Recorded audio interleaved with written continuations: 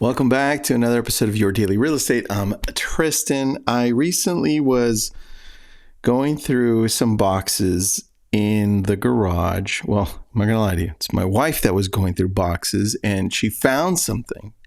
I guess I was kind of going through them through her. Okay. I'm just going to take some credit there. I put the boxes there, so she's going through them and cleaning them up. Okay. But she found one. And it was from 2011. It was a goal sheet. And end of September for me is always planning for the next year, right? But we're always planning every quarter. We're always looking at our plan. But she found this goal sheet, and I want to go over it with you because it reminded me that writing things down really creates clarity for where you want to go. Is it going to change along the way? You better believe everything is going to change. It doesn't look anything like it when you reach the end, right? The end in quotation marks, or when you reach that goal.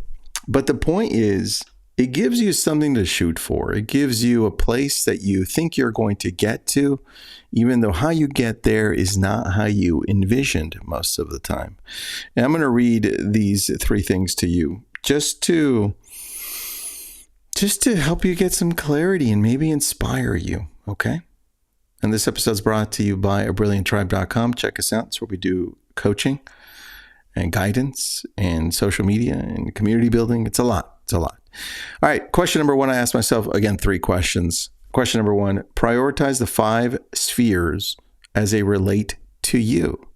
And these are the 5 spheres: spiritual, family, business, financial, and personal. That's what it says. It says, well, now prioritize them. Which one's going to be first? And I put spiritual is number 1, family is number 2, personal is number 3, business is number 4, and financial is number 5. That's the order I put them in. If I'm looking back, I'm like, man, I don't know that I would place them in that exact order. I think knowing what I know now, I think if I don't work on me first, right, then how am I going to show up for everybody else? How am I going to show up for myself if I don't work on me? So that's interesting. And number 2, what's your income goal for your business? This is 2011. My income goal was $400,000. I had in 2007, I believe it was, or 6 now, I don't remember. I had made at that time $500,000 as a single agent. And then I went to making $50,000, which was a dramatic drop because of the Great Recession, right? I had to restructure, rebuild, and I was still in rebuild mode. I remember 2011, I was still barely rebuilding. It took me a long time. Number 3, business goals, specific business goals. And I wrote 3 little paragraphs. I'm going to read them to you and then make some comments. I put, here are my business goals. Ready? I really want to make referrals 50% of my business. With the amount of internet leads that I get, I should also be able to close over 100 transactions a year. I'm like, okay, this is great. I think at the time I had a very, very small team and I had an admin, I think. And then I put, I have a team of 7. Well, there we go. I answered my own question. I have a team of 7 people, including myself. I eventually want my team to run itself with minimal interaction on my part so that I can focus on making my team bigger. I mean, not a great focus, but I understand what I meant. Okay. I'd be like, Tristan, let's really get to why here. Not to make your team bigger. Let's figure this out. You want to change people's lives, right? So I like that. And then the last 2 sentences or 1 sentence, it says, I have no tracking skills.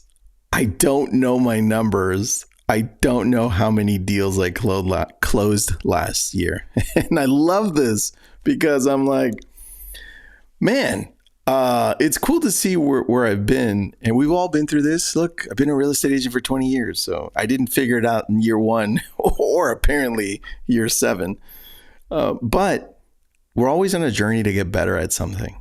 And I think this for me is it's just showing that we're always a work in progress. So wherever you're at right now, know that as long as you're putting effort into you, into your business, into your personal life, just know that that effort consistently applied will help you get to where you want to get to. It may take a lot longer. It may be a completely different path. But just know that if you're writing it out and if you're taking the actions, you're going to figure it out. You're going to align yourself with the right people.